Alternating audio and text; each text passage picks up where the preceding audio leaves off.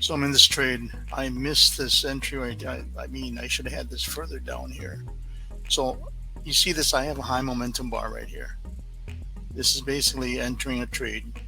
And I mean, this may go reverse on me. And when I was trying to record this, we have a high momentum bar here, right?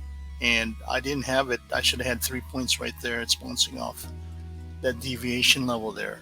But I still think it's still going to go down, basing on what I know about the pattern. Um, so I just have confidence. Again, look at my band spread. My band spread is what? Well, 27. But right now I'm having my stop up there. Um, let's see what happens here at this high momentum bar to the upside.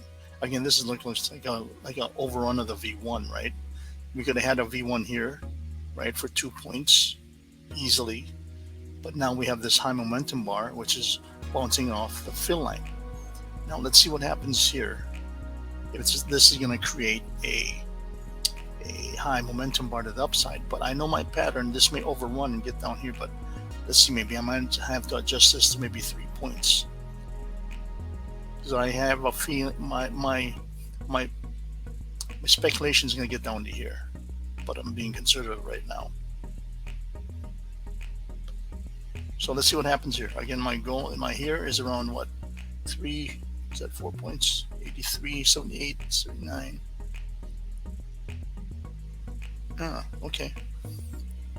So 78, around more than 3 points. So let's leave it right there.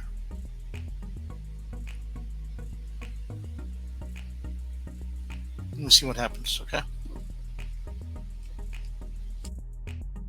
Again, my goal is, I'm speculating to get down here, but I'm being more conservative.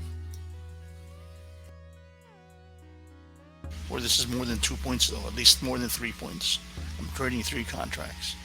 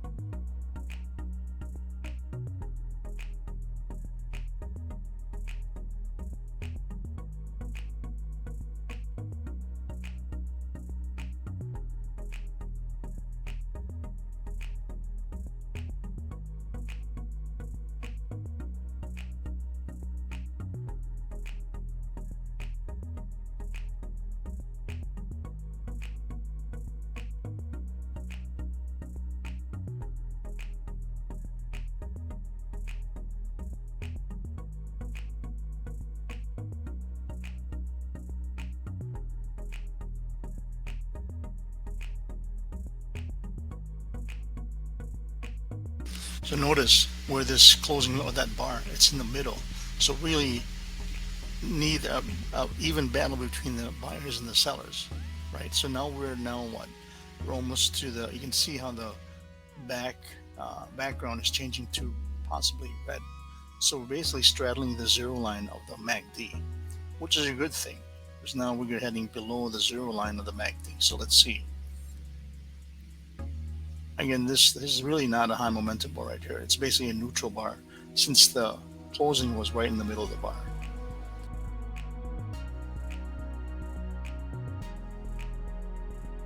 Again, during the overnight session, I like this because you have slow, it's not as fast during the morning session.